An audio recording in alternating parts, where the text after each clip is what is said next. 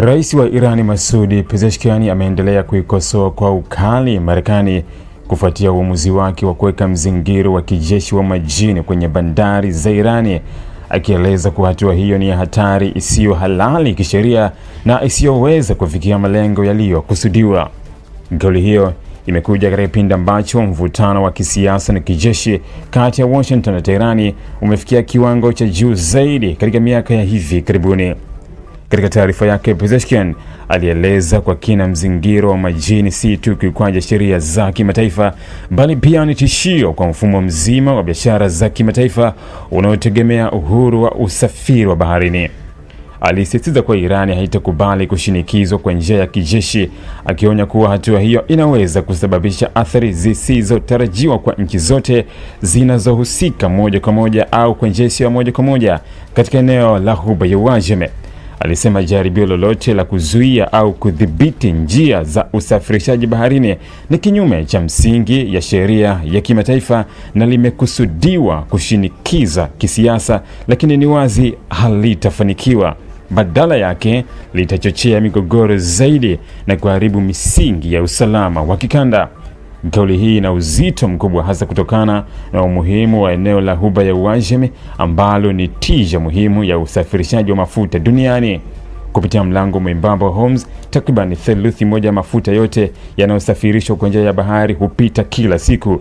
Hivyo hatua yoyote ya kijeshi au kulazimisha katika eneo hilo ina athari za moja kwa moja kwa bei ya mafuta duniani na uthabiti wa uchumi wa kimataifa.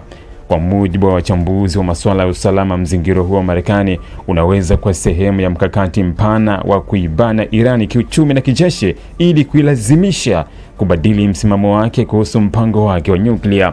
Hata hivyo, historia inaonyesha kuwa Irani imekuwa sugu kwa shinikizo la nje na mara nyingi hujibu kwa kuongeza ushawishi wake wa kijeshi na kisiasa katika ukanda wa Mashariki ya Kati. Tangu kuanza kwa vita kati ya Marekani na Irani Februari mwaka 2026, hali imekuwa tete licha ya kuwepo kwa usitishaji wa mapigano kwa muda uliotangazwa na Rais wa Marekani Donald Trump. Ingawa hatua hii ilitarajiwa kupunguza mvutano, bado kumekuwepo na matukio ya mara kwa mara ya vitisho, mashambulizi madogo na vita vya maneno kati ya viongozi wa pande zote mbili.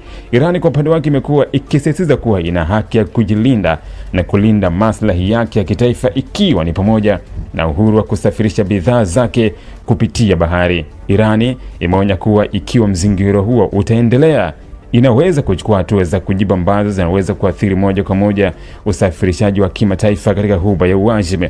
Kwa upande wa Marekani, maafisa wa kijeshi na kisiasa wanaamini kuwa shinikizo hili linaweza kuilazimisha Irani kukubali masharti mapya ya mazungumzo, hasa kuhusu kusitisha au kudhibiti mpango wake wa nyuklia. Hata hivyo, wachambuzi wengi wanaona kuwa mkakati huo unaweza kuleta matokeo kinyume kwa kuifanya Irani iwe ngumu zaidi kwenye misimamo yake na kuongeza uwezekano wa mzozo mkubwa wa kijeshi.